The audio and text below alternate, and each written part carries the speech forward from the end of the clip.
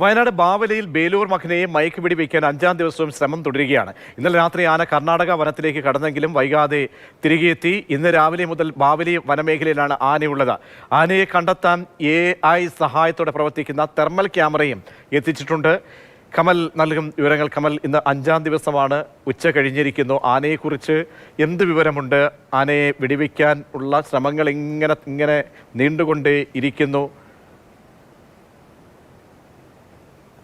ഇപ്പോൾ എന്താണ് ഏറ്റവും പുതുതായി വനം വകുപ്പ് നൽകുന്ന പുതിയ വിവരങ്ങൾ എന്തെങ്കിലും?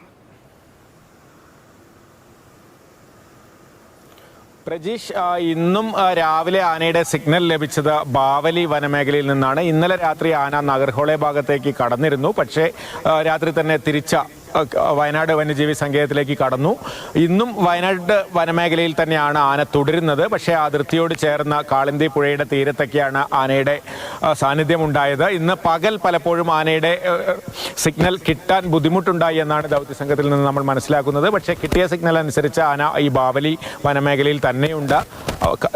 രാവിലെ 6:30 മുതൽ തന്നെ ദൗത്യസംഘം ആനയ്ക്കായി തിരച്ചിൽ നടത്തുന്നുണ്ട്. പക്ഷേ മയക്കുവെടി വെക്കാൻ അനുയോജ്യമായ ഒരു സാഹചര്യത്തിൽ ആനയെ ഇതുവരെ കിട്ടിയിട്ടില്ല. ഇന്നലെയൊക്കെ ഉണ്ടായ അതേ പ്രശ്നം തന്നെയാണ് നേരിടുന്നത്.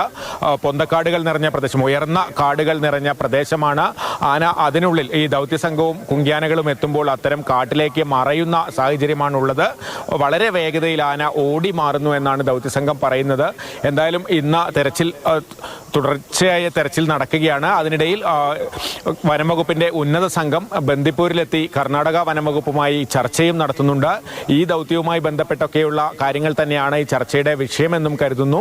എന്തായാലും വനംവകുപ്പ് ശുഭപ്രതീക്ഷയിൽ തന്നെയാണ്. ആനയെ പിടികൂടാനാകും എന്ന് തന്നെയാണ് പ്രതീക്ഷിക്കുന്നത്. പക്ഷേ അത് എപ്പോൾ എന്ന ഈ ഘട്ടത്തിൽ പറയാനാകില്ല. പ്രജീഷ്, കമൽ, ഈ കർണാടക വനംവകുപ്പുമായി ബന്ധപ്പെട്ടൊക്കെ ഏകോപിപ്പിച്ചുകൊണ്ട് പുതിയ എന്തെങ്കിലും, കാരണം നിലവിലെ സംവിധാനങ്ങൾ, സാങ്കേതികമായിട്ടുള്ള സംവിധാനങ്ങളൊക്കെ പൂർണ്ണമായും പര്യാപ്തമാണോ? ഇനി കുറച്ചുകൂടി എന്തെങ്കിലും സംവിധാനങ്ങൾ ഏർപ്പെടുത്തേണ്ടതുണ്ടോ? ഒപ്പം ജനങ്ങളുടെ ആശങ്ക, അവർ കൈവിട്ടു പോകുന്ന സാഹചര്യമൊക്കെ ഇന്നലെ കണ്ടു. ഇപ്പോൾ അവരുടെ ഭാഗത്തു നിന്നും എന്ത് പ്രതികരണം ഉണ്ടാകുന്നുണ്ട്? വനം വകുപ്പുമായിട്ടൊക്കെ സഹകരിക്കുന്നുണ്ടോ അവർ?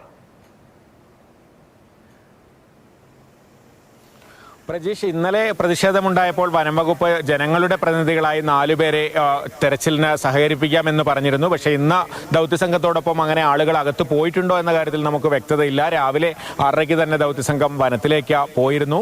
കർണാടക വനംവകുപ്പ് ഇപ്പോഴും ആനയെ പിടികൂടുന്നതിനോട് യോജിക്കുന്നില്ല എന്നാണ് നമ്മൾ മനസ്സിലാക്കുന്നത്. ആനയെ വനത്തിലേക്ക് തുരത്തണമെന്ന നിലപാടിലാണ് കർണാടക വനംവകുപ്പ്.